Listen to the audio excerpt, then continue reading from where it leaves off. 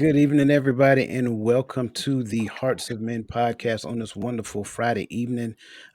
Listen, we just want to thank you for being with us this evening. We understand that everybody has had a wonderful, I'm hoping everybody has had a wonderful Thanksgiving yesterday, and we understand that you may still be with some of your family, but if you had taken the time out to be with us this evening, we just want to thank you and welcome you to the show.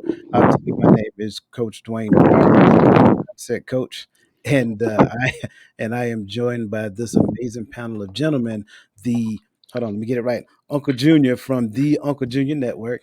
I got this guy down here rolling down the street, and then I'm not gonna point, man. Chris, Chris McClellan from across the table with Chris. Listen, gentlemen, welcome to this evening show. How are you? Greetings. I had to take the hat off, but I can still say what up, though. Hey, doing well, doing well. Listen, man, how was your They guys' were all like Thanksgiving? red shirts tonight. Yeah, what it is, right? Red is the I color, man. see that. Okay. Everybody's in the It's a Christmas spirit, theme. right? How Oh, was man. how was your Thanksgiving? Man, it Relaxing. was great.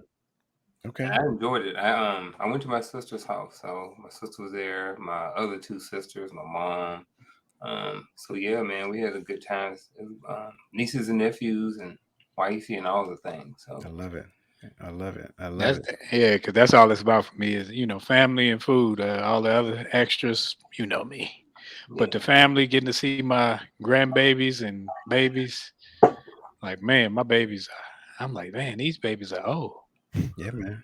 That's what I'm talking about. Family, food, and football, man. That's what Thanksgiving is all about. And I enjoyed every bit of it. Listen, for all of our audience, again, welcome to the show. We pray that each and every one of you had a glorious Thanksgiving, had the opportunity to spend time with family and friends.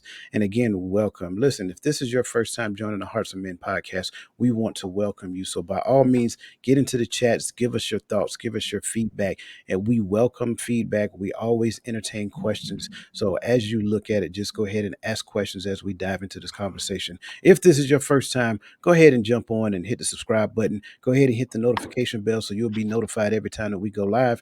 And last but not least, share it with family, friends, and loved ones, or anyone that you think will actually benefit from these awesome topics that we have going on this show. Now, if you were a part of last week's discussion, and I believe that most people who are with us have been, I think you will find that this is going to be part two, a continuation from last week's discussion. Gentlemen, we had 111 views in 1 week off of that discussion, man. And some of the Wow. feedback, yeah, some of the feedback that I received was just phenomenal.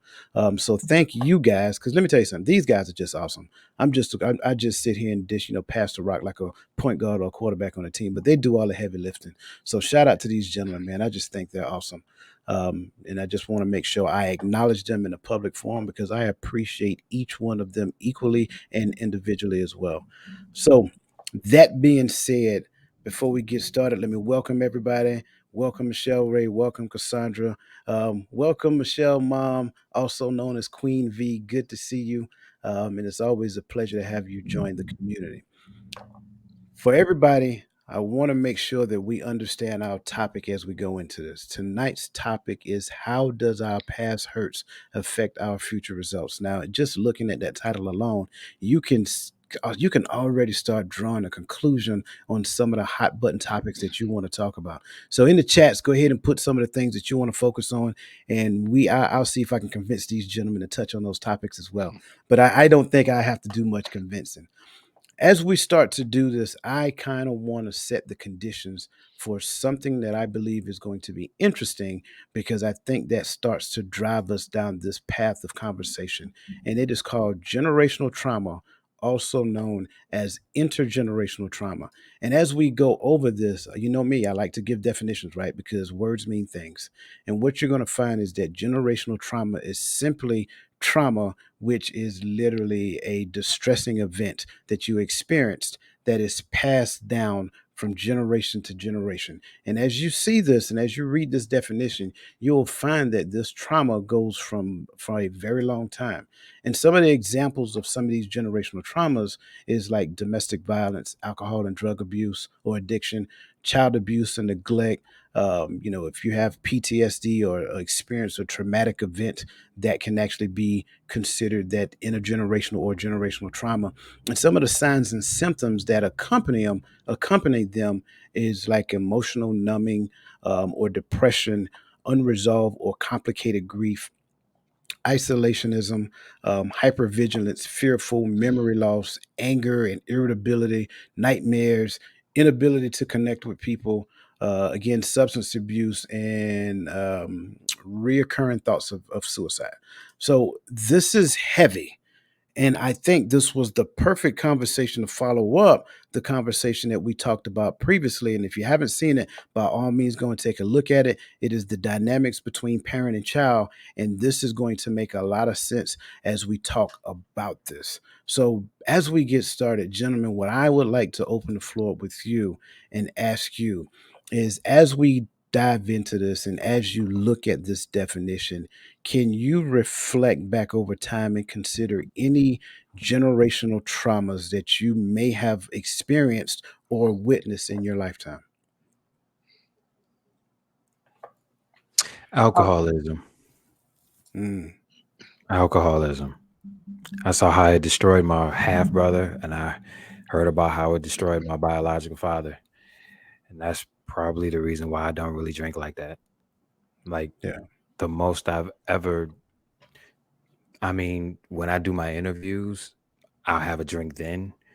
But from what I understood about them, they were, I need a beer when I wake up, a beer when I'm on break, and a beer when I go to sleep, and maybe a shot of this or that before I go to sleep too. And I couldn't bring myself to do that. So I look at them and I said, and like I said, it pretty much, it destroyed their lives in the sense of it caused them to make a lot of decisions under the influence that I don't think they would have made under a sober mind. Yeah. So I try to stay away from that as much as possible. Yeah. No, that's a great point. I'm glad you shared that. And to go along with what you're saying, I've witnessed people who were what I would call functional alcoholics. Like they needed a drink to function. Like they would go to sleep drinking and wake up in the morning. The first thing they do is go to the refrigerator and grab a beer or grab something with alcohol in it. And then that's the thing that got them going. And for whatever reason, I don't know how it works. It just seemed as though that made them function better. They would become highly irritable without it, and then if they didn't have it, everybody got the opportunity to feel the pressure that they applied because of it. So thank you for bringing that to the table, Chris. Gentlemen, what else you have? I would say, for me, I'll put a little bit of context behind it. My father's father, my biological grandfather, died when my father was a teenager. So I never knew my biological grandfather. I never knew my biological grandfather on my mother's side. And I never knew my grandmother on my mother's side. So I only knew one biological grandparent, which was my grandmother. So a lot of stuff that, when I talk about is not from experience, it's from hearsay or from what other people have told me about my grandfather. Um, but I did hear that, he would stay out and he was, use drugs and alcohol, or maybe just alcohol. I can't remember. And then my father did as well. And for me, I saw the effects and how the drug usage affected and destroyed our family. Um, at the same time, I think it helped. Now I want to say that it helped. We, I think most of us, by the time my father died in 18, were able to reconnect with him and have a great relationship with him. And I think for the most part, when he died, he had a good relationship with all his children. Um, but that was huge growing up, at some point being homeless and stuff like that, and then the trauma like really affected. And I think how it probably bled over into my life some is I can pretty much guarantee I stayed in a marriage way too long Mm, because I didn't want to be like that. Like I didn't want to, have an issue and have something break down my family. I didn't want my family to be destroyed. I was team Martin. I was team marriage, no matter what. to death do you part regardless. Yeah. And I think some of that came from having eventually our family being broken up. So that's kind of, like I said, how it bled over into my adult life. I really want to dive into that a little bit later. So I want you to kind of, I don't want to ask it now because I think it's going to add value in where we're going to go later. But I think that's an awesome point that you brought to the table. And I really want to dive into that later. So please remind me if I forget, because I think you hit a gold mine on that one. Rolling down the street. Man, man, and all of you heard my story. My story is pretty much something that my parents may not like to hear, but you got to hear it because it's my truth. Because I had to live in it. So it would be drugs, whether it be heroin, crack cocaine, you name it. It was done in front of me. It was done, and I grew up in a household where drugs were being sold, uh, used, and the whole nine. I mean, when a young child, not even a teenager, can come in and see his father on the floor with needles in his arm and stuff, or you a teenager and you find out that your mother's smoking crack, it deals with the psyche, and a young child is not in a place to handle that. So those are some of the things that you will carry along with you as you go if you don't get help. Yeah, absolutely, absolutely, and I definitely want to tap into that as well, because you have the idea of recreational drugs, then you have the idea of drugs as being a lifestyle to provide for your family because the job market isn't plentiful where you are, and then you have the idea of drug dependency as well, and you can see how that becomes a lineage that leads to the dependency. So thank you for bringing that to the table, and that's another one I want to tap into. Um, this one I'm going to sit up here for a second because this is kind of like where I want it to go. For me, one of the things I can say, and I can look at family dynamics on both sides and trace it all the way down, and that is father abandonment, right? So, absentee fathers, father abandonment, also disenfranchised fathers as well, however you want to look at it. Because keep in mind, those are two separate things: abandonment, choosing to leave on your own, and then disenfranchising the father after they leave, rendering them literally just non-important within the child life. So that's the thing that goes from generation to generation to generation, because ultimately what ends up happening is that you will paint the picture that you don't necessarily need the father after the child is born. So that's kind of like where I'm going, and Cassandra was actually reading my mind, so thank you for that. And thank you everybody who's putting comments in the chat, because these are just spot on. Death of a parent at a young age, man, I can just only imagine what type of trauma that is, and how you spend years and years and years of trying to cope with being without that parent.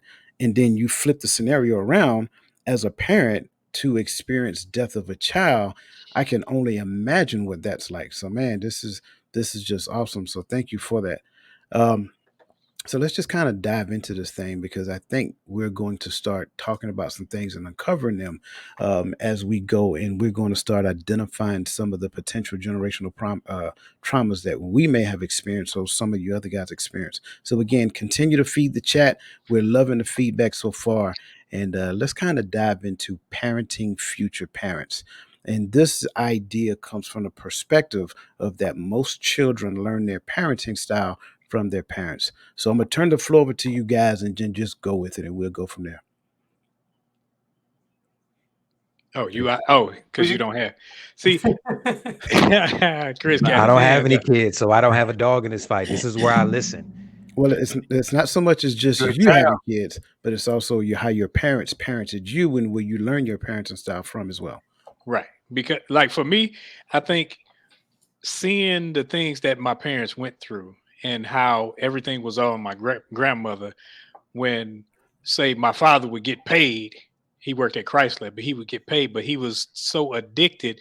And my other grandmother would make excuses. Well, your daddy need his medicine. It ain't no medicine, it's drugs. But he wasn't he was absentee, but he wasn't absentee, because he would come around and tell me little stuff. He would, don't worry about me, take care of your mama.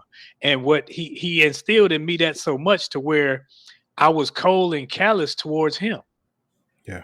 And it was like, okay, well, I don't care what happened to you. And then it's like, okay, it's all about my mama. And then when she had her ordeal, okay, it's all about my sister. It's like, okay, what, where as a parent, I didn't know how to love. It's like, okay, I don't hug, I don't this, I don't. It's like, okay, whatever. It's like, okay, I'm feeding you. So, hey, you living. I ain't got to tell you.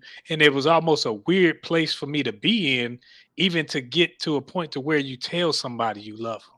Yeah. I would hear other people say, I love you, this, that, and the other. And, I do the old fake thing. I love you too. But, there was no register in me to say I had that feeling. I had to learn that. I had to unlearn how not to be so callous. Mm. This might be a little early. I want to jump in because Roland, you went exactly where I went, what I wanted to go. Like for me, I would say my mom did a phenomenal job of teaching me, how to be resilient, number one, and how to survive. And so survival and resiliency was kind of like just second nature to me. And I would hear those things kind of like what you're saying. And I think I found it difficult to actually express emotions as a parent simply because I was providing, I was taking care of the bills. I was making sure if there was any problem that came about, I made sure that I solved the problem. Now, if you came to me with something that requires me to, wrap my arms around you, hug you, kiss you on the forehead, and tell you I love you, boy, pat him on the back, boy, going somewhere. You good? You good? Man up.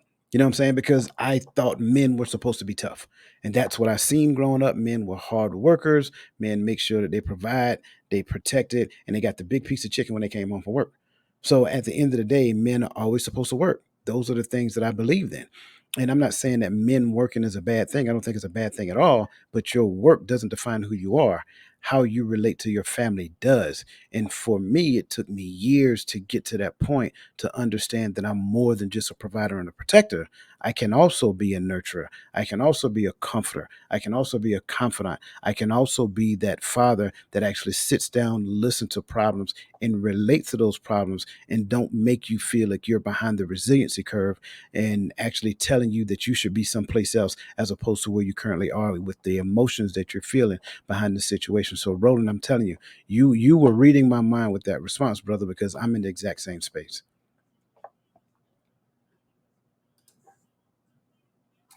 I would say, I think I picked up a lot of parenting things from my parent. You know what I mean? And to Chris, we kind of coached this kind of like when you said you was kind of more of a listening. It's kind of like this. Like you said that you were a child, so you were raised. So something that's simple. Yes, you may not know your full parenting style yet because you haven't been a parent yet, but I guarantee if I ask you, hey, are you planning on whipping your child? You probably already have an answer to that already. You know what I mean? You don't necessarily need to share it. So I think that's kind of sort of what I was thinking about when you was like. That's why we was talking about, bro. You always got something to add to the conversation. You know what I mean? Your perspective and your point of view is very valuable. Um, so like, for me, I picked up a lot of habits. I picked up a lot of things from my parents that I brought over into my me raising my children. When it came to corporal punishment or spanking or whipping, you know what I mean? I got that, and all my sons did as well. So whether there was certain things were trauma or not, I can say from experience, like I said, I did bring over some things I didn't bring over. I didn't bring over religion as much as my parents did, and for some people that can be trauma. I know a whole lot of people that had, a lot of not so good experiences with church growing up, and then when they became older and they had the option to not go, they decided to not go anymore, and backsliding or whatever it is you want to call it. But like I said, for me, I think that I brought over a lot of good things. I brought over probably some bad things, and yeah, so that's kind of where I want to go with that. Something I wanted to ask you, and give me a second, Chris. I Yeah. get to you here. Something I wanted to ask you because you mentioned it earlier, and I told you to put it on the shelf because I think we're going to get to it, and this is kind of like the perfect spot for it. Hmm. You made mention that and if I say it wrong, please correct me. You made mention that you stayed in a relationship too long. Can you kind of touch on that, and if you can, see if you can relate it to something that you learned from your parents, if so? Yeah. So when you're a child and you see, well, you don't necessarily see it as a child, but as you become an adult and then you reflect back on how things were as a child. By my father being, using drugs and stuff like that, he wasn't in the home all the time. Like I said, we were homeless at some point, and I didn't want my family to break up. I was like, no, I was like, I'm not going to be like him. So I would say what happened was when I became a father and I became an adult and a husband and stuff like this, my goal was to not be like my father in those ways. I was like, I don't want to be like that at all. I was like, I'm staying with my family. I'm gonna raise my boys. Ain't nobody else gonna raise my sons. None of that stuff. So even though I had some major issues in my relationship, like me and my wife before we got divorced, we had split up 3 different times. You know what I mean? I came home from work one day and my wife was gone. Her and my 2 kids, they was just gone. So and then a lot of people didn't know for about 3 months. So I'm doing all that, going back to work with a straight face and everything like that. We get back together a few months later. We split. We breaking up again, but this time I'm helping her pack. So it's like our relationship is what in modern terms you would call very toxic. On both of our parts. We got married at 19 and 20. We had already had a child. We didn't know nothing about being husband and wife. We didn't know nothing about being parents. I don't, and for us to be married for 19 years, that was a long time, Yeah.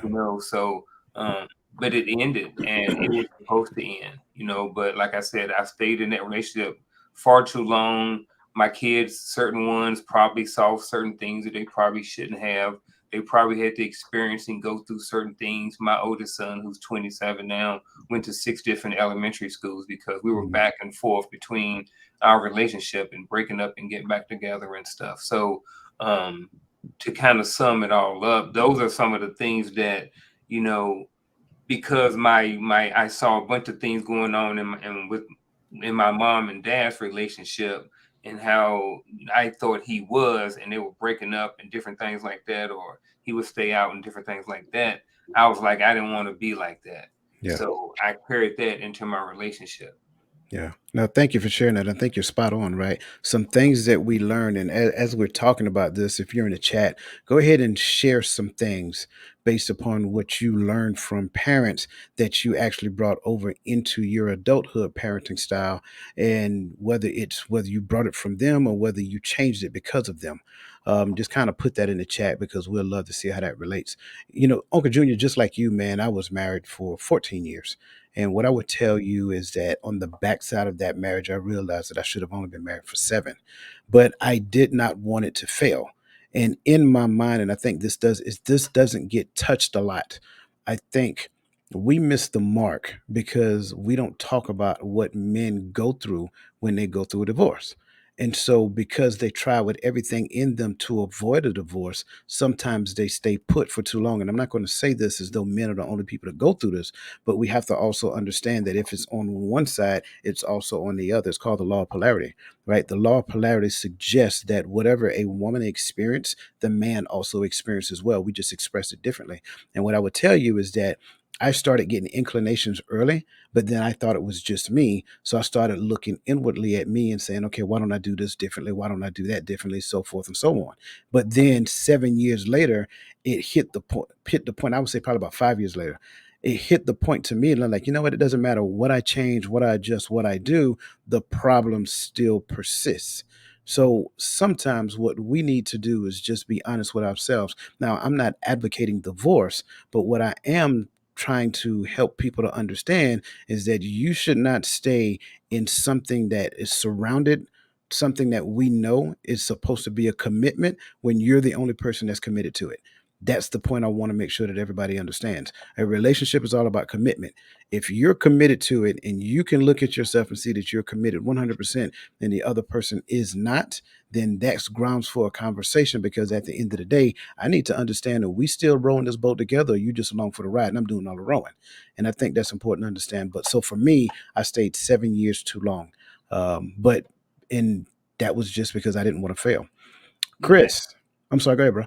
Oh, you mentioned looking inward and while you're in a relationship, you know, and you're married and stuff like that. You was like, well, kind of like me. I thought that everything was my fault. Like I was the only one who needed to change and make adjustments in a relationship. And honestly, and I've told my ex-wife this years ago. I was like, we probably should have got divorced after the first 3 years. You know what I mean? So the fact that we stayed 16 years past that was a freaking miracle. You know what I mean? But here's the thing about looking inward, that worked best for me at the end and being able to deal with and get over the relationship, because it was like I went inward and I was like, okay, well, what did you do? You know what I mean? To cause the problems in the relationship to where she wanted to not be married anymore. So then what I did was I had taken all the blame off of her. I don't have no control over her. I only got control over me. So I figured out, I'm like, bro, you was like this, you did this, you did this. I'm like, man, I wouldn't have wanted to be married to you either. You know what I mean? I'm just being real. I wasn't perfect, man. So once I was able to deal with that after going inward, it became easier for me to accept the fact that my marriage failed, not only because of what she did, but also because of what I did or didn't do as well. Absolutely. Absolutely. Chris, we hogged the mic from you, my friend. I do apologize. Go ahead, sir. You have the floor. Nah, it's on Roland. Roland has something to say. I'm listening right now. I'll add afterwards, but this is the part where I learn. Very good. I think Uncle Junior said earlier about what he learned from his parents. I think we learn things even when we're not thinking we're learning. So those bad habits that I didn't know I was learning from my father, like, and I was like him. I said, man, I don't want to be nothing like him. But I found myself as I got older being just like him. Everything I would do, I said I never joined the military. Boom, I went in the military, and he boxed in the military. I boxed in the military, and I would always hear him when my voice come out. It was his voice, and certain things when it came to relationships that I said I wouldn't do, I was doing. And I always had that excuse, or I would hear you just like your daddy or anything like that. That's why that's a negative thing to say. If you talking about something good, you just like your daddy, cool. But it's always negative when that's thrown out there. And when we go forward and we're talking about our staying in relationships too long and being in a relationship, sometimes we learn things just by sitting back. Yes. You learn to be disrespectful by watching somebody disrespect your mother. You learn to be dishonest by watching, knowing you lying. No, oh, this dude lying. Everybody know he lying. He just ain't saying he lying. So then you pick up on those habits. So when you get in a relationship, you in turn do the same thing. And then you looking around like, man, I'm teaching my children to do the same thing I said I wouldn't go do that my father did. And they're learning those traits. So then when you see it in your kid, you like, dang. So sometimes it's a bad thing when a man can say, man, to his daughter, you act just like your daddy. Because some of us fathers, you could have been a little hoish. And when you see it in your daughter, it don't look too good. He said what he said.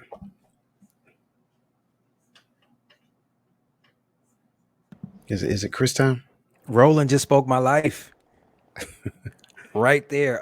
Apart from the parenting, because like I said, I don't have any children.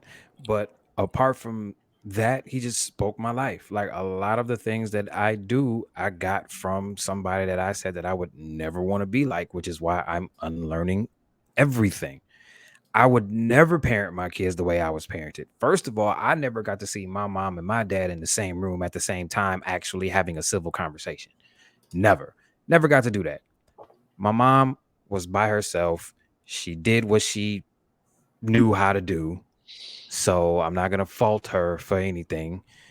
when it comes to that, because she did the basics. I had a roof over my head. I had clothes on my back. I had food in my stomach. I got an education. I got all of those things. The thing that I wish she would have done, that I'm going to pass on to my children when I have them, is I wish she would have listened to me when I said, I want to do this, instead of saying, you shouldn't do this. You should do this because I want you to do this. You understand what I'm saying? That's Give us an example. I think I like where you're going. Give us an example. like, for instance, I wanted to go to school to be a photographer. I love photography. I've always wanted to do that. She said, no, you should go work in the family court system, because I work in the family court system and it's a good place, because I know it's a good place because I'm there. And it's like, no, I don't want to do that.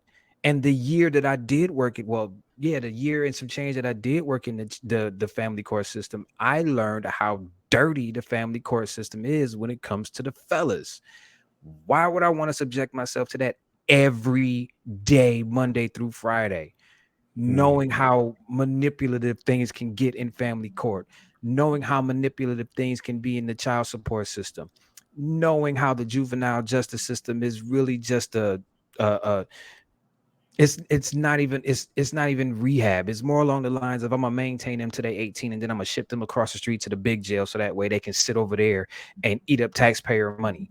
You understand what I'm saying? Why would I want to do that? So that's where I would do things differently. I would make sure that I am always around, because my child is going to know that they have a father. I'm not just going to be a check. One.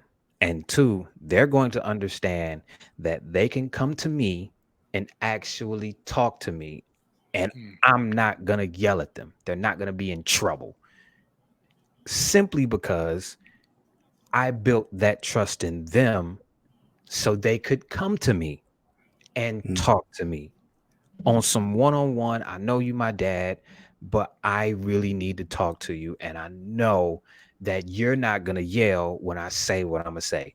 You might give me some sound advice. I might not like it, but I know it's going to come from a place of love and not a place of control and manipulation. That's what I would change. I'm going to mute my mic now. No, man. Go ahead.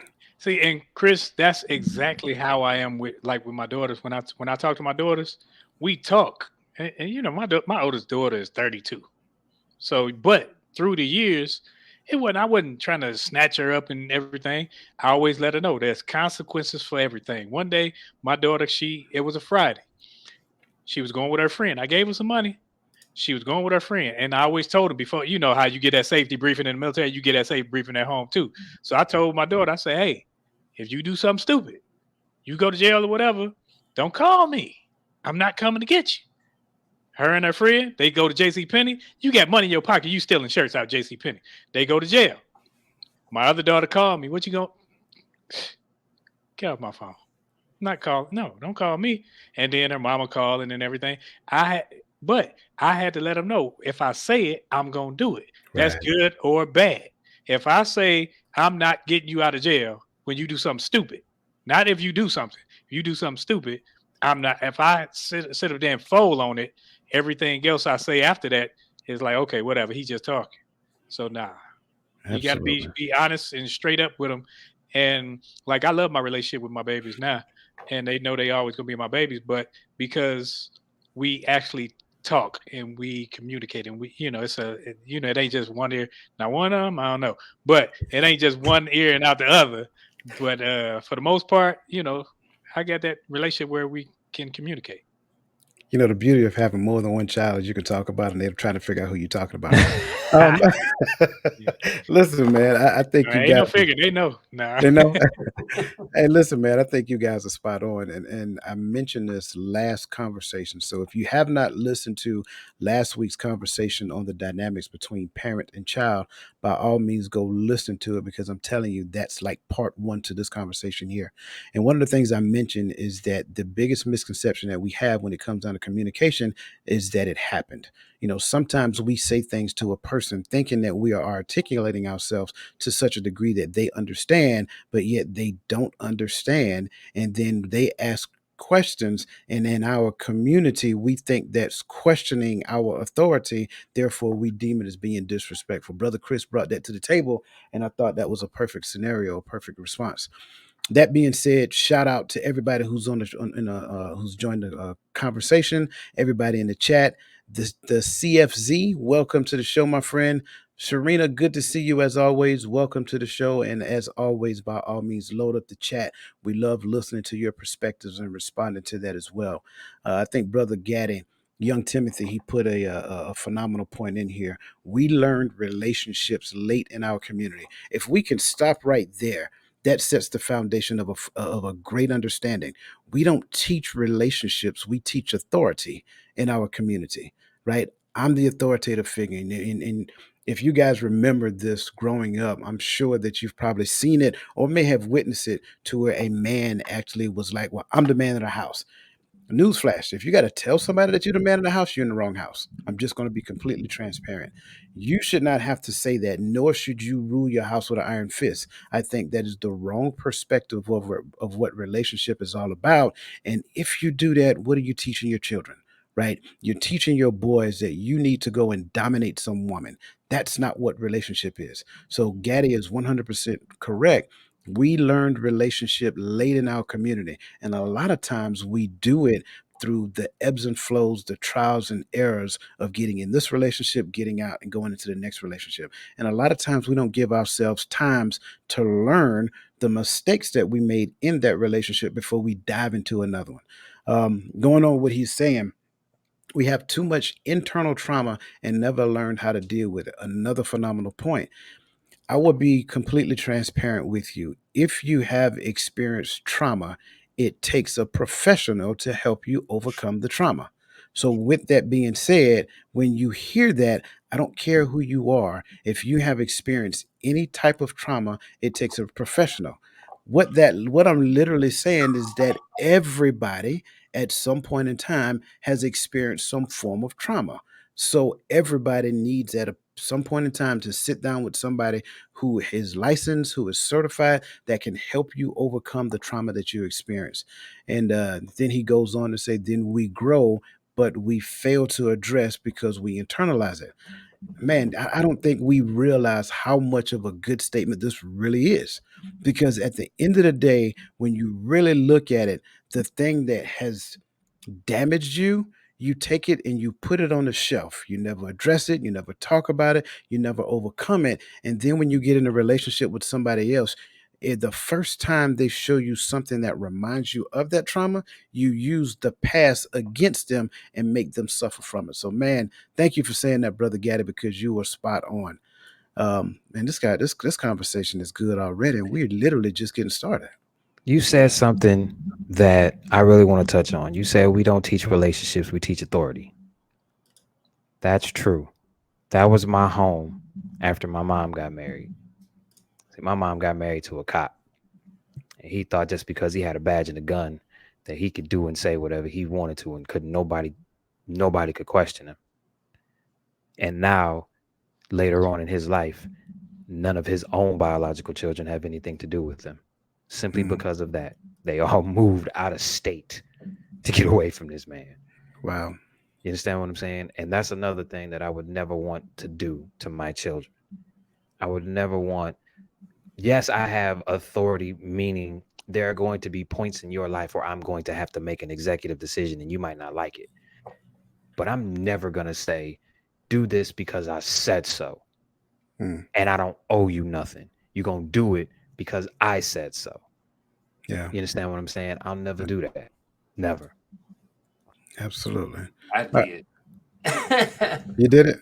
I think there was a time and place for it. I think sometimes maybe when it involves safety, I think there's a time and place for it. You are not going to run across the street and go get that ball. But Right. I get what you're saying. I totally understand what you're saying. Like there's a Um, difference between using your authority to make an executive decision that'll save somebody's life yeah, and basically using your authority to say, do this because I said so, and it's because I said so. You understand what I'm saying? There's a difference. Yeah, I, absolutely. I was thinking about something, picking back out something that Roland said. Roland said something about um, picking up bad habits or not knowing that we're picking up bad habits. And then I also thought about something that Coach was talking about, and when he talked about the trauma and how that trauma affects things. But the thing about trauma is, the hard thing about it is a lot of people don't know that they're experiencing that their behavior or the way they're conducting themselves could be because of some past trauma. And I think that's the hard part right there, because people's like, oh yeah, I'm fine, this is just how I am, I'm mean, I'm nasty because I'm a Pisces or whatever it is. And Oh my you God, being don't get me started with the stupid zodiac signs. Oh my I'm like, God. no. Look, okay, Uncle Junior, I'm gonna let you finish, but I'm gonna say this. I hope it doesn't get you, I hope it doesn't get you banned or nothing like that. But I'm going to say this and I'm going to meet this. Ladies and gentlemen, if you are watching this show, please quit using your zodiac sign to be a crappy person to people. Quit using your zodiac sign as an excuse to be a crappy person. Quit using your zodiac sign as an excuse to treat people like they're garbage. That's not an excuse. Go get some therapy and get over your past traumas. Jesus Howard. Let me get off here. There you go. I don't know who Howard is, but we're going to I add don't him to the either. conversation too. Check this out, though. This is one of the biggest pieces that we do not address effectively, right? I think a lot of the discrimination that we have that some of our grandparents have experienced has been passed down from generation to generation, and it manifests itself in a different way. And so because we don't want to be Met my um wife.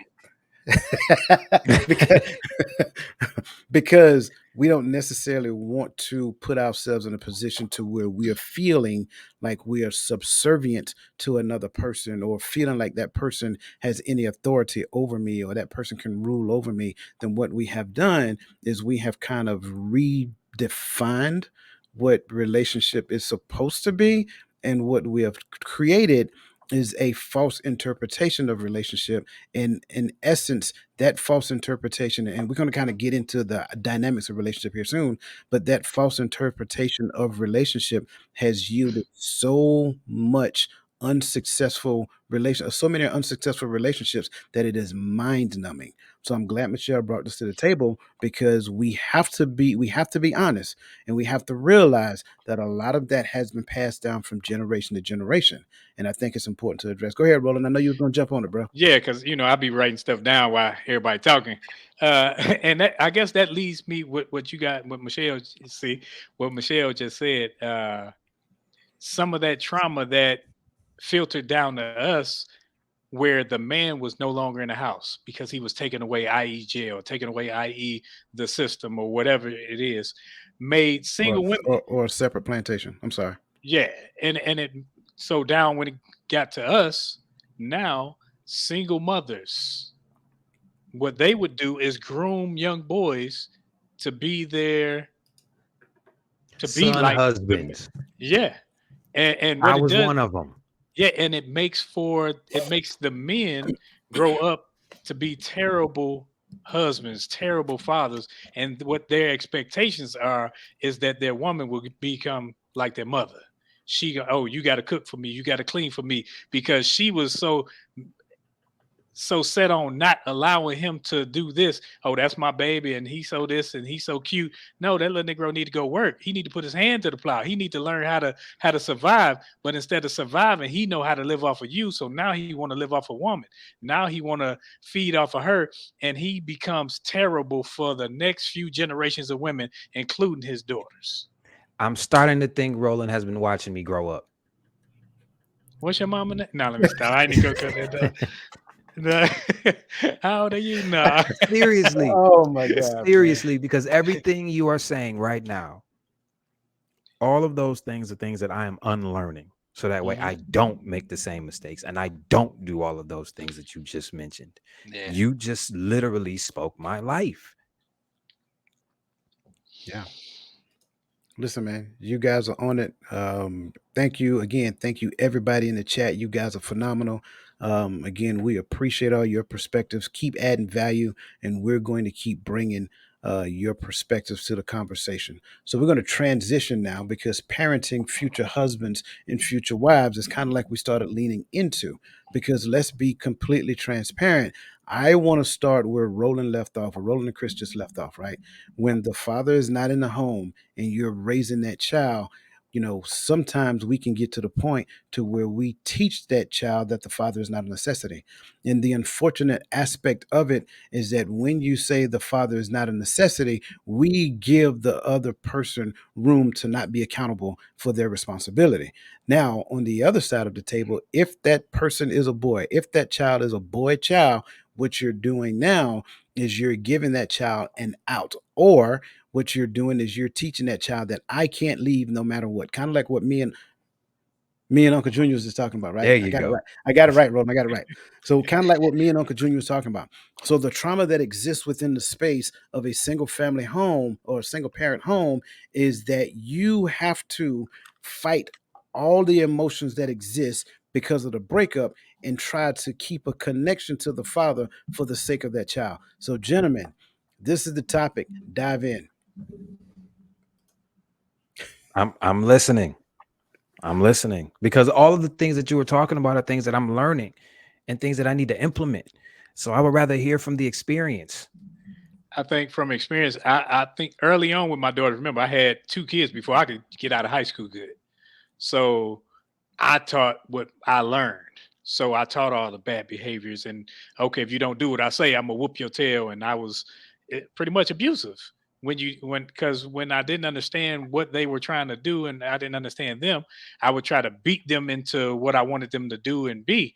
And but now I see that that's not the way to go. And parents and future husbands and wives, I think I look at things differently because I say, okay, I'm not trying to teach them how I see it. I try to teach them how to live righteously for themselves and be good people because I'm not trying to teach you how to be a wife. I look at a wife or a husband, that's something that's almost a calling because anybody can get married. You can get married today and you still not know how to do it. But when you teach them, okay, it's not about you running your mouth all the time. And I always tell them you got one ear, I mean one mouth, 2 ears, two eyes. So when you sit up there and talk less, open your ears, open your eyes, and observe more, you'll get more out of a conversation. And hopefully, I'm teaching them how to listen because when you listen to what the other person's saying instead of waiting for them to finish talking, then something can be accomplished and you can actually work together. And I'm still learning that because I'm pig-headed just like everybody else. So I'm like Chris, I got to unlearn some things. But teaching my daughters, like my daughter, one daughter is married. So when she comes to me with things in her relationship, I don't just take her side because that's my daughter. No, yeah, you my baby, but if you wrong, you're wrong. And yeah, your wrong is just as bad as his wrong. So my thing is always trying to teach them how to be righteous, not by my standards either. Hmm. I love it. I love it. See, I got to keep referring back, right? Because I had a great conversation with Onita on Saturday, and that's one of the things I touched on. I touched on the idea of what we understand as attachment theory. And so when you look at attachment theory, there is a unique relationship between a father and a daughter and a mother and a son. And so what ends up happening is that is that child's first experience with somebody of the opposite sex. So that relationship carries value when it comes down to that child becoming an adult and start looking for relationships. And the example that I gave, that if daddy raises his princess as a person who does no wrong, no matter what she does, it's okay, honey, it'll be okay. Then guess what she's going to look for in a man? Every time she get with a man, she don't want a man to correct her. She want a man to say, "It's okay, honey. It's going to be okay." And so the idea, like Roland said, and I'm spot on with what he is saying here, you have to be 100% transparent with your child.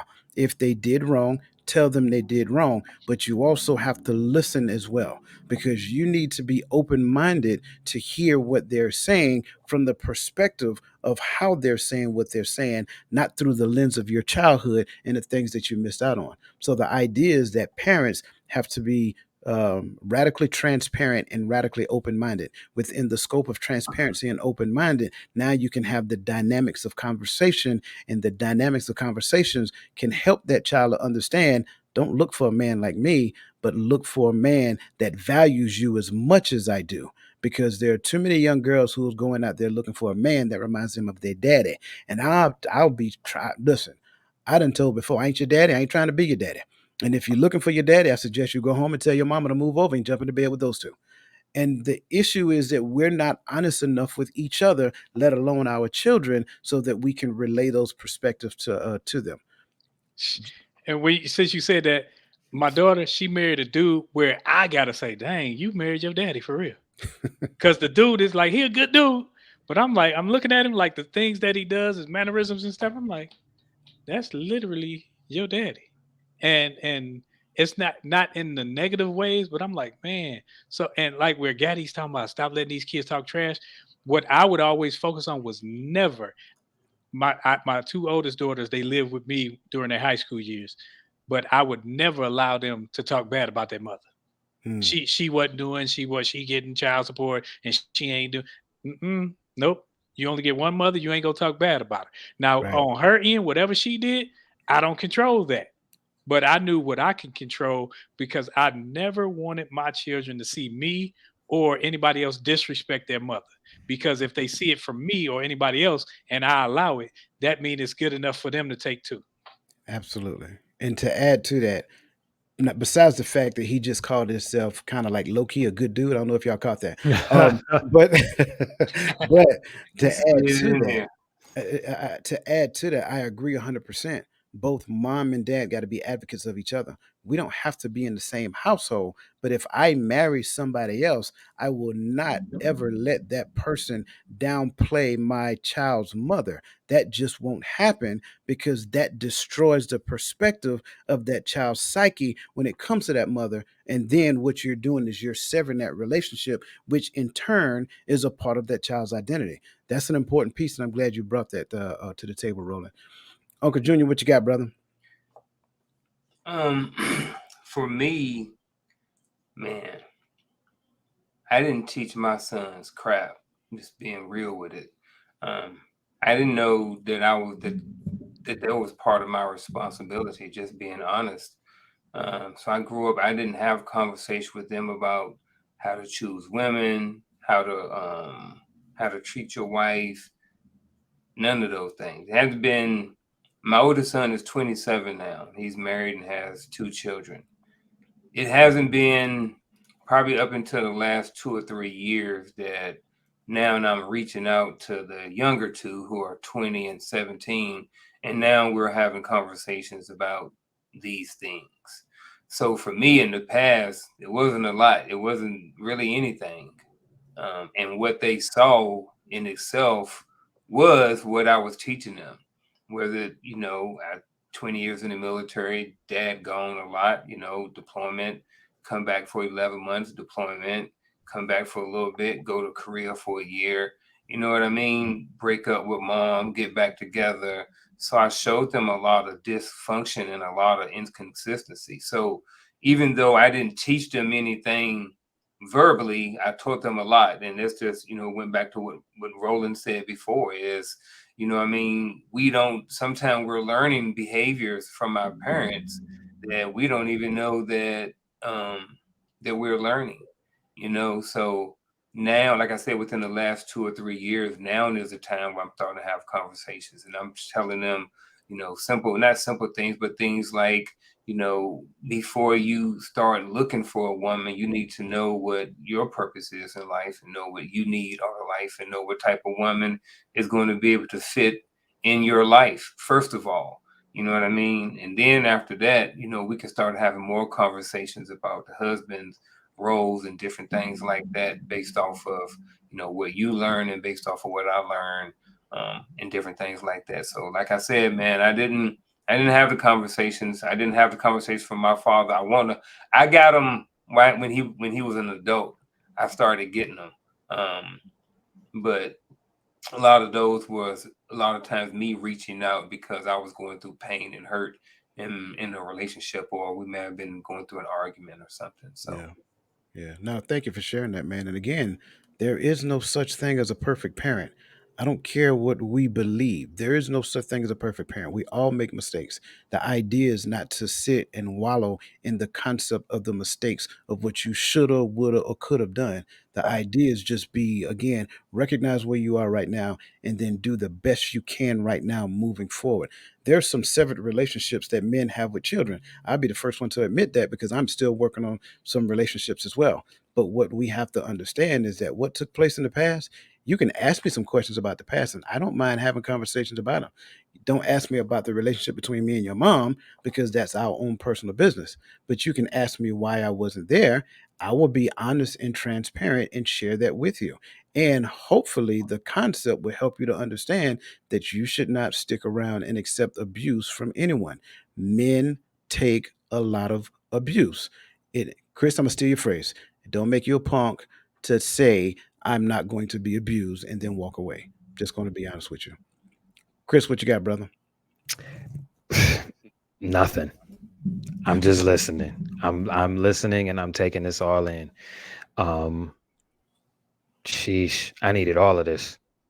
I needed this because it's coming from men who actually have the experience and know where they could have taken a different turn. Yeah. I want to make sure that I'm still on. I want to make sure I go that path. So I'm just listening. Yeah.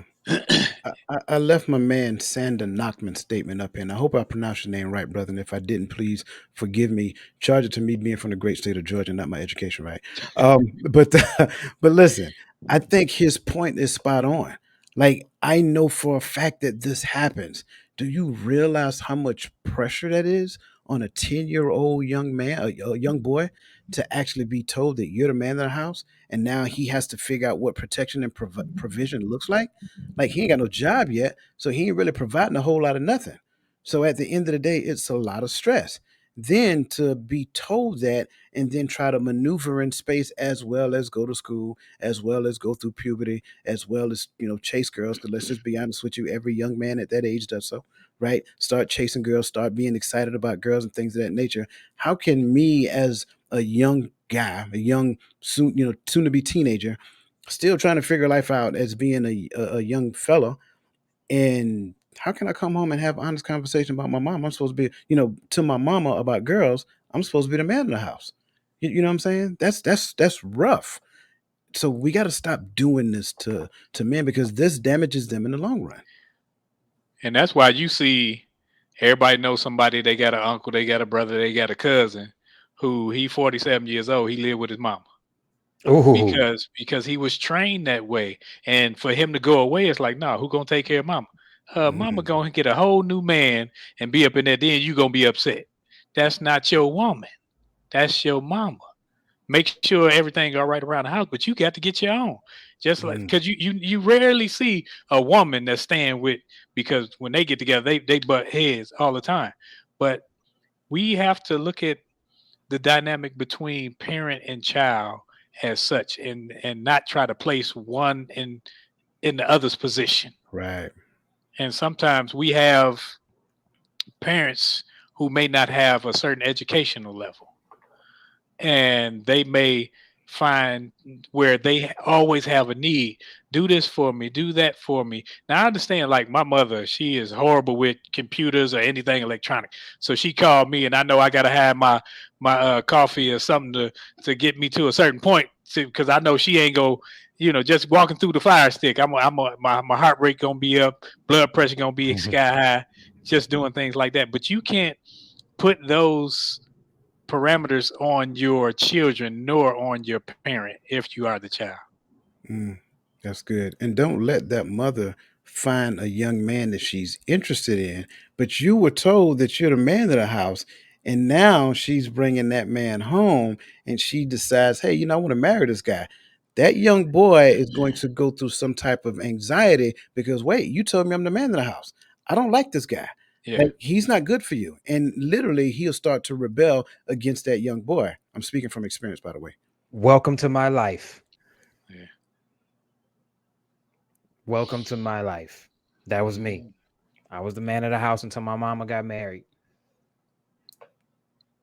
And then it was, okay, what's your use here anymore? Mm. How old were you then? My mama got married.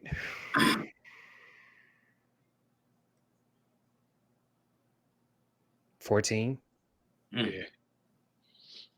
That's them pivotal years right there. Yeah. That's like 9th grade. Yeah. Yeah. I was going into my sophomore year. I came out a year early. So I was going Yeah. into my sophomore year. Yep. Around Yeah. that time. Damn. And then that's when I became collateral damage. Yeah. So Chris, I'm gonna put you on the spot on this one, brother, because you kind of led us right down this path here.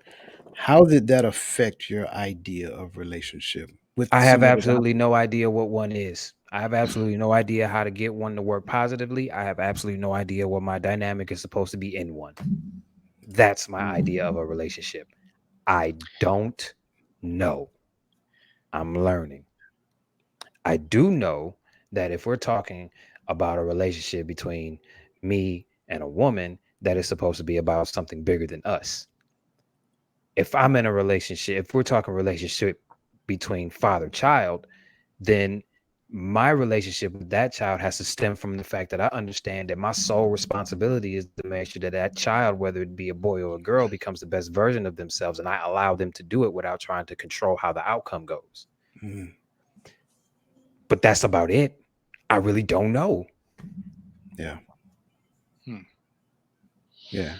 Thank you for sharing that, man, because I think your experience adds a great deal of value to this conversation. Because we need to understand, especially when you and I'm just going to use just one example, when you keep that child away from their father, whether or not you think the father is a, ideal person or whatever, right? You got to realize that that father is a part of that child's identity. The way that you and the way that the woman and the man interact with one another, it kind of helps the child understand relationship. So when that isn't present, they spend a large amount of time trying to figure out what relationship look like.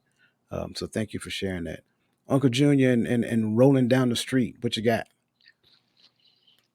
Man, I think when it comes to those relationships, especially between daughters, I have sisters where our father wasn't there how they wanted him to be because of his situations. And now you talking 40 something year old women who have daddy issues, Mm, who have relationship issues with their men because of the daddy issues. And then uh I have serious talks. I don't do the little pussyfooting around with feelings and stuff because I don't know how. So one of my sisters, she came to me and she was like, "Well, why he this and why he that?" I said, "What it matter?" Because you won't get that. She wanted him to talk to her about it, and I'm like, He not in a place where he can talk to you about it because then he was in this dark place where he could not parent you the way you needed. So mm, now you want him to answer for it, and he's in a better place, and you trying to have him rehash all this stuff, and he ain't willing to do that. He has to do that on his own time. So what you have to do is say, okay, I got to forgive him because I'm holding this baggage and I have to move forward how I know how. Teach my children, teach yeah. my son to be better, teach my daughters to not accept things. And then you'll see that, okay, I'm not looking for him to fix me. I'm fixed on my own. But what's going to happen now is I'm not going to allow the generations to come after me to fall for the same okie doke. Yeah. Man, that's good. I'm gonna comment on that in a second, but I want to give the mic to Uncle Junior and let him go as well. I'm just, man, I don't really have too much to say. I mean, Roland pretty much summed everything up that was in my thoughts.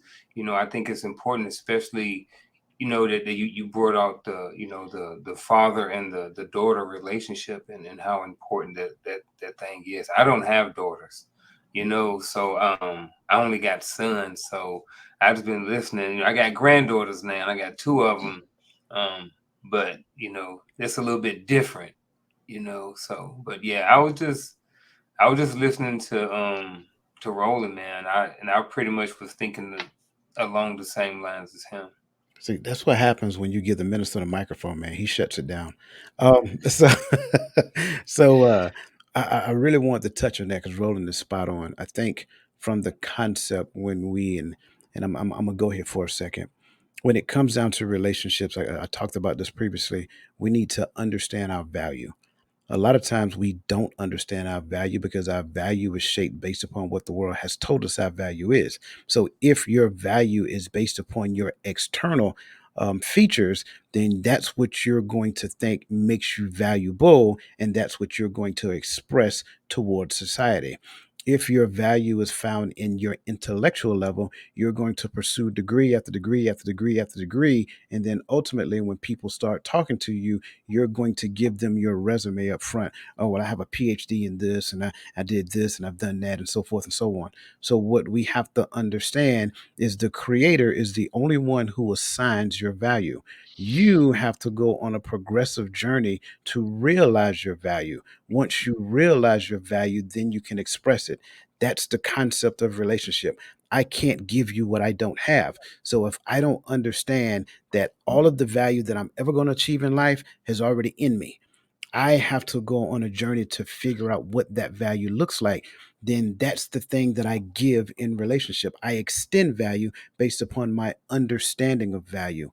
As long as we can do that, then we will never use a person to fill in the gaps of my insecurities. That's the key. Everybody has an insecurity. I don't care who you are. So what we have to be careful about is finding people who feed our ego as it relates to our insecurities, because that's going to be the thing that we're going to constantly lean on. How do I look in this dress? How do my hair look? How does this look? So what we're doing is we're soliciting them to instill value in us. That's a very dangerous game to play for both sides. Don't ever get to the point to where your value is found in someone else. We need to focus on being better versions of ourselves, like Chris said. So when we show up in relationship, we show up as a whole healthy person seeking to add value to the person that we're with. If we're in a symbiotic relationship where all we do is exchange value, then wherever we go, we bring value and add value as a joint unit. And I think that's important to understand. So thank you guys for saying that. Let me get into the chat, man, because there's some great information going down. Jeremy, welcome to the show, man. Always great to have you. Let me see. You say, hey, oh yeah, he's right. Holding on to the past. When we go through, let's be honest, everybody that's been in a relationship and the relationship didn't work. That is a version of trauma. And what we do is based upon any past hurts, we bring that forward. And so if you do something that reminds me of what he did or what she did, then I automatically assume that what you're doing is going to damage me further. And then I build up a shell, some type of wall that prevents that. And I respond in some type of erratic fashion. So, man, that's a great point. I'm glad you brought that to the table. Hey, Uh, Coach, can you yes, put up there the one after that? I The sure one that can. it's an excuse. Um, I think that's true in some instances as well. I think some people say, "Oh, well, I'm trauma, and this is why I'm mean." And it kind of goes back to the same thing, Chris talked about, when he Zodiac sign. About those the stupid zodiac. zodiac signs. Yeah, Yes. And I think this is, I don't want to spend a lot of time. I'm just going to say this because I don't want to spend a lot of time on it, but I don't think that that's okay either. I think sometimes people, you can't be using your past hurts and stuff like that to manipulate and to treat people like crap. That's not okay either. You need to go and get the help that you need in order, just go get the help that you need, because like absolutely. I said, you can't use that as an excuse to. But you know that's a stigmatism in our community, getting Oh, getting help. help. But Mhm. now I have what we were talking about earlier. I have a son, and me and my son, when me and his mother didn't work out, I think I wasn't in a place where I knew how. So the military made it easy, so I could just back up. So I was deployed a bunch. I was gone here, gone there. So his formative years, I wasn't around. So now he's 22. He just turned 22 a couple of months ago. And now we're in the process of establishing our relationship. And I want to say his mother did a bang up job with him for real because Yeah. I wasn't there, but she didn't talk me down. She didn't do any of that. She raised her son as she saw fit for a man to be, and that's exactly how he is. He's responsible. He treats her well. He treats his girlfriend well. It's like dang, and I'm looking at it like dang, I ain't had too much to do with that, but she didn't do what most women do. Oh, your daddy ain't this and yada yada yada. And he ain't here. She did. She made sure that she made a whole child. She didn't focus on what happened between us, as in didn't working. She just Yeah, focused on raising her child. man, She that's might be good. on here. If she is, I hope she is, man. Shout out to her, man. Because listen, I think that's important. I think that's important to understand. Your child is the most. When you have a child, that child becomes your priority. She said, "Indeed." She's on there. I don't Shout know Indeed. if out that's to her. yeah. Oh, that's not I her. don't. I'm sorry. I don't. Well, even so, shout out to her, Yeah. man, because I think what we have to understand is that when we get in a place of having, when we get to the place of starting to have children, those children become our priorities, right? It is our responsibility to raise the child up in the ways that they should go. That is a scripture that's dedicated to the father.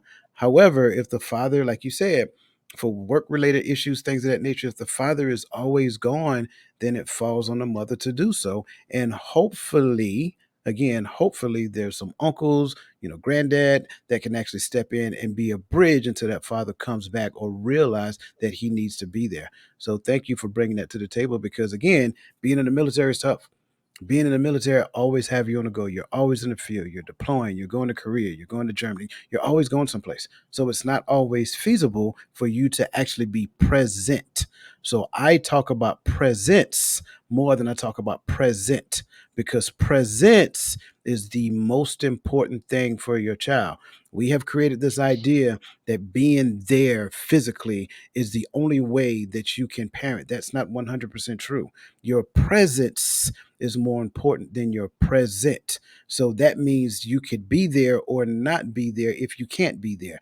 But if you can, that's always the most preferred method. It's just like teaching, right? Teachers prefer to be in a classroom because face to face interaction is always better. But if I can't be there, I can still add value to my child's life through the information that I am downloading into this young human being. So, man, I thank you for bringing that to the table. Um, and shout out to the chats, man. I love it. I appreciate you guys. Welcome to the show, Raw Renee.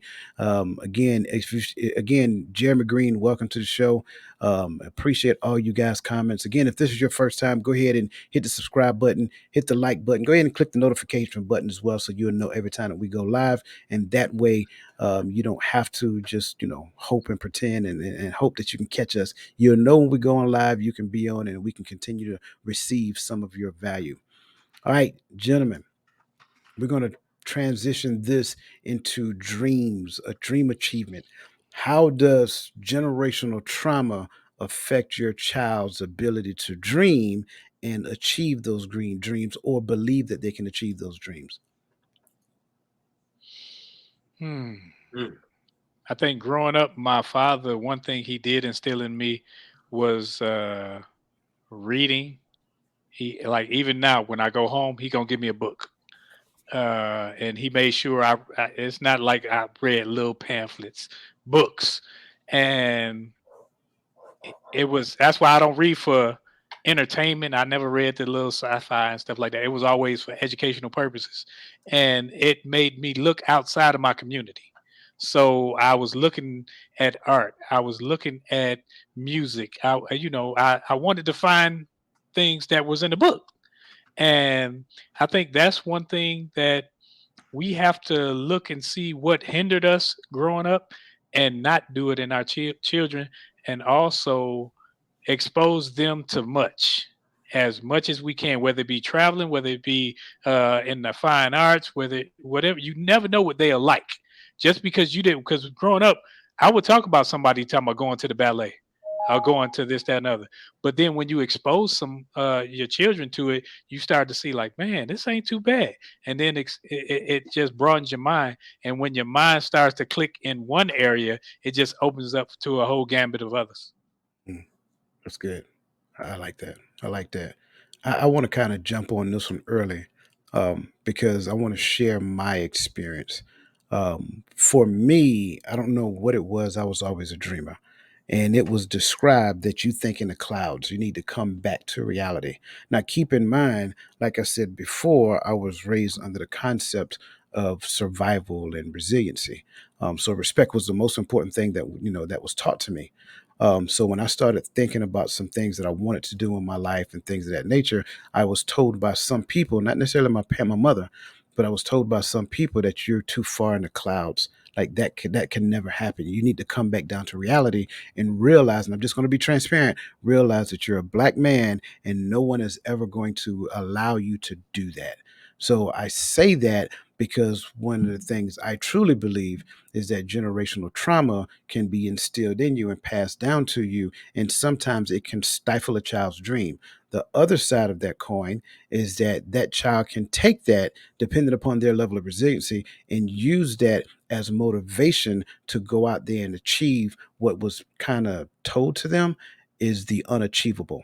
So I kind of want to just lay that out there and then let you guys comment and go off of that. Hmm. As I kind of, would you agree? I can't tell if you was muted or not, Chris. But if you want to go ahead, bro. Go ahead, Unc. I mentioned earlier that I think that sometimes for some people, church can cause some trauma, or just being raised in a certain type of household where religion is very, is the know all be all. So for me, I think some of that, I'm not going to say that it was trauma, but I was going to say that, you know, when I growing up, like I hated going to church. It was I just didn't like it. Like I was forced to be in the choir and have to sing. I hated singing. I didn't like to be in front of people. And then as I got older and I started trying to think about what I wanted to do, um, not necessarily from my mom, but the answer was always pray about it. Well, and ask God. Well, it didn't work for me. I didn't figure out really what I wanted to do until I was in my um, early to mid 30s, and then I didn't figure out my purpose until I was in my late 30s, early 40s. So that method of praying for me at that time didn't work, or either I didn't know how to work that. But I didn't really get any tangible information about about what I wanted to do in life. Like I didn't think about being married or think about having kids. It was just I was just waking up and I was being alive, and things started happening in my life. Um, and that's how it was. So I would say that, if we want to use that, my religious experience growing up caused me some trauma for this talking point, then I would say that that led to me not being able to clearly define what I wanted to do in life, because the answer was to just pray about it. Mm, man, you know what? I'm careful when I say this, right? I think sometimes people would tell you to pray about something that you were already commanded to do. And a lot of times, what ends up happening is that that's just an answer that is given because they don't know any other answer to give you. So for me, what I've gotten to the point, I don't mind. I tell my kids, you can do whatever it is you want to do. But I also ask, what is it that you want to do? What is it that you're passionate about? So the other side of the things that I heard growing up is that some of the things I said I want to do, I did. So now when it comes down to the conversations that I instill, it's not so much as taking the wrong information and using it in a non-supportive way, but it's taking the right information and packaging it in a conversation and give to them and get them involved in their dreaming process. I think that's important. Like never stifle a child's ability to dream. Always encourage it. I don't care how lofty the thoughts are. If you want to be the next, Bill Gates, you want to be the president of the United States, I'm with that. So how are you going to do it? let's talk about what it's like when you decide you want to be the president of the United States. So I think that's important as well. Chris, what you got, brother? I didn't really start dreaming and attempting to fulfill those dreams and achieve things until I got out of my environment that I was in. Because the problem with the environment that I was in was that my dreams made people very uncomfortable because they couldn't see themselves doing it. And so they put their limitations on what I wanted to do. That's And good. then when they actually started seeing me do the things that I was doing, that's when they hopped on the bandwagon. And I told them to keep that same energy that you had when you was doubting me, because I don't need I don't need that anymore. When I needed your support, you were not there. So I don't want the fake support now that I am here. You understand what Yeah, I'm saying? absolutely, absolutely.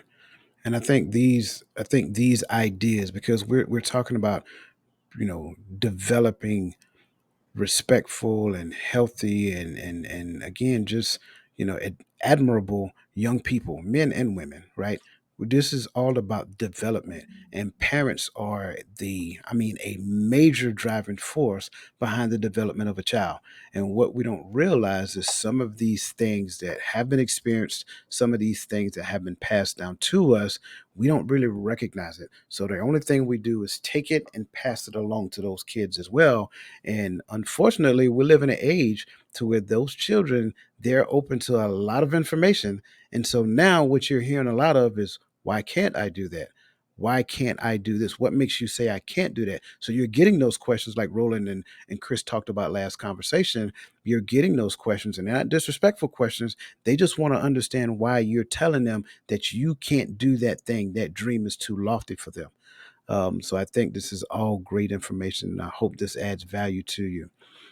Gentlemen, this brings us down to our last thoughts. Now, that being said, I want to kind of do it in order. Chris, I want you to go last, my friend. Right? That way you Oh, I want you to go last, my friend. That way you can package your thoughts and add the value that you normally add. Uncle Junior, if you don't mind, sir, would you lead us off? Absolutely. Appreciate it. Advice for listeners, teenagers, young men, and parents. If you know that you have some trauma, please find the time, gather the pennies necessarily, figure it out. You have to go and get help for whatever trauma it is that you're dealing with. You have to. Like, there's no ifs, ands, or buts. You do not want to be carrying that trauma into your 30s, into your 40s, and for the rest of your life. It can have such a negative effect on your life, effect on your outcome. And the last thing that you want to do if you're a young one or you're a parent, you don't want to be passing this stuff down to your kids. If you were affected by it and you know that it has caused you some hurt and pain in your life, the last thing you want to do is infect your children with that same type of cancer. So, or disease or whatever it may be. So, like I said, go out there, everybody, if you're dealing with something, go get the help and support that you need. It's okay to talk to grandma and nene and uncle whoever and the pastor and everything. All of those things are great. But how many of those people have you paid, or how many of those people have really been trained to really help you deal with your situation? And most of them haven't. So, like I said, closing out, make sure that you go get help for whatever it is that you need help for. Man, that's great. That's great. And facts, man. I'm glad you said that. Minister Roland, what you got, sir? Sorry about that. I had it on mute. I think last word advice for the listeners, teenagers. You're between being a irresponsible child. You don't really have the responsibilities of an adult yet, and you may have already gone through trauma. If you have trauma, do what Uncle Junior said. Get some help. But if you know certain triggers, if you know certain things are going on, remove yourself from the environment. If you can't remove yourself out of the household, you can remove yourself from situations. You don't have to argue. You don't have to get the last word, but just notice when you see something coming, remove yourself. Say, okay, don't argue with everything. and you know how to trigger the situation, but remove yourself so you won't become a part of it. Young men, I think this for men and women. When you are in situations, don't think that you whatever you're in, whatever that trauma is normal. It's not normal to have certain things happen in a relationship, because what happened, it becomes your norm and you make it your family's norm, and that continues the cycle. Now, parents, if you're doing something, you know what you're doing. Don't say, well, my parents did it, my daddy did it, it was good. And no, don't use those excuses. Those are cop outs. Those are cop outs. Whether you be like, I don't beat my kids, my grandkids, and none. I'm not doing all that, because I look at that. That's how the overseers, the slave catchers, the slave masters got us in line, and I refuse to get my children in line. If I can't make them cognitive beings, I shouldn't be a parent in the first place. Uh, so make sure that you are seeking the help also. It can't be all on the kids. It can't be all on them to make sure they get help, because we do damage to children that we don't see. Talk to your kids. Listen to your kids, and don't think just because they're saying something they're being disrespectful. They are saying what their truth is, and sometimes it hurts you, but that hurt is to help you and build and mend your relationship. Man, that was good. That was so good. And I mean, that's great nuggets of wisdom from these two gentlemen. I'm going to start off with teenagers, and I'm going to give some consistency of message for all three groups. Teenagers, first and foremost, you need to understand triggers, right? Triggers are important to understand. Anything that causes you anxiety, make you feel a certain type of way, pay attention to your behavior. If you get mad about something quick, that's a trigger. That thing that triggered you has a base to it. It has a root cause to it. You need to understand the root cause. Go talk to your parents about this thing that triggers you. It's important.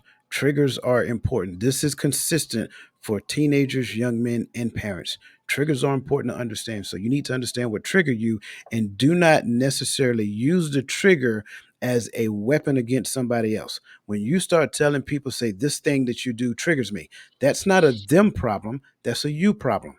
So you need to focus on that. You need to find a way to stabilize yourself, right? You need to find a way to become what we tend to call emotional stability. So triggers are important to understand.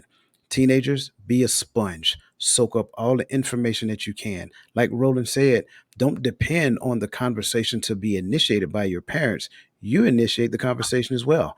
Go sit down with them. Mom, dad, can I talk to you about this? Can we talk about that? I want to have a better understanding on what relationships look like. What does marriage look like? Even if they're not married right now, right? Ask them what their perspective what marriage is. Have them to articulate the tenets of marriage to you. Parents, I'm jumping over young men right now. Parents, if you don't understand what marriage is all about, it might behoove you to learn it, because I'm telling your children to ask you about marriage right now.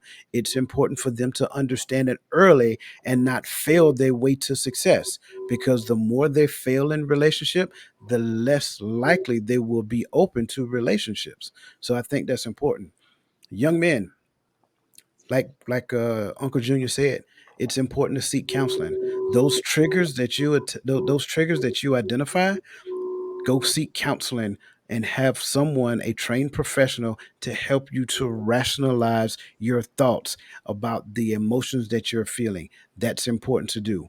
Also, don't rush into a relationship, right? Become a better version of yourself before you tie somebody's daughter up into something that she may regret, that you may regret, and more importantly, both sides of your family can regret. Parents, teach, teach, teach, and get counseling. Your job is to train your children up in the ways that they should go. That means that there has to be a consistency of conversation. That means that there has to be a version or a way. Somebody got a train going on. There has to be a version or a means for you to get to the point to where you start injecting the best version of you in them, so that that can be their baseline. Your child's ceiling, I'm sorry, your child baseline should be your ceiling. Don't make them suffer through the things that you learned. You teach the lessons to them that you did learn. So, again, I want to say that again. Your child baseline should be your ceiling. This way, we guarantee that every generation is better than the other. And I think we got that down to a science financially, but I don't think we have that down to a science emotionally or relationally. And with that being said, I'm going to turn it over to Brother Chris. Let me mute my mic. That's normally my line. Let's start here. Teenagers. I'm going to piggyback off of what everybody else already said. Learn your triggers, figure out what they are. Remove yourself from any situation that's going to cause you any type of anxiety or any type of emotional response that's not going to be good. Talk to somebody you trust. Learn all you can and develop skills so that way you can grow up to be a productive human being. Young men, if you already have trauma, deal with it now. Do not take that trauma into your later years, because then you turn into me, and we don't need any more me's out here. Start learning what's wrong now. Go to a trained professional and figure this out so that way you can be a productive citizen later on in life without the baggage of what you went through. Parents, quit putting your limitations on these kids. These kids have all the information in the world. They can literally do whatever they want by clicking on a YouTube channel or a TikTok video. It's not the way that it was back in the day when we had to actually have a dial tone to get on the internet, or we had to go to the library to open up an encyclopedia to learn something. The encyclopedia is in that $1,200 device that you bought him. Let that boy, let that girl learn and get out of the way so that way they can learn. If they need to talk to you about something, let them talk to you, but don't talk to them on the level that they can understand, and not as the authoritative figure that you're supposed to be. Because once you build that trust with that young man or that young girl, they'll come to you with anything. And I'll leave it at that. Hey man, that was awesome advice. And Michelle took your line, man. She said move. Listen, listen. I want to say on the behalf of these gentlemen, again, shout out to them, man. These guys are just awesome, and I just love being a part of a conversation with these gentlemen every week. Again, every I'm not pointing right now. Every Friday night, you'll find us here at 8 p.m. The Hearts of Men podcast. I want to thank each and every one of you who participated. I want to thank the listeners who were listening in the background and just soaking up information. Thank you for all of the great information you guys put in the chat, man. You guys were awesome tonight. We greatly appreciate you and we value you. I want to make sure I say that. We value each and every one of you who get in the chat and actually give your perspective. And as you can see, we want to make sure that we honor everything that you say. Unfortunately, I can't get to everything because I want to make sure that the conversation keeps moving, but we appreciate all of your kind words. So on behalf of these gentlemen, we appreciate you. We look forward to talking to you again next week, the exact same time. And again, thank you, thank you, thank you. Have a great, phenomenal rest of your weekend and go eat some more turkey stuffing and dressing and continue your Thanksgiving all the way to Sunday until you have to go back to work.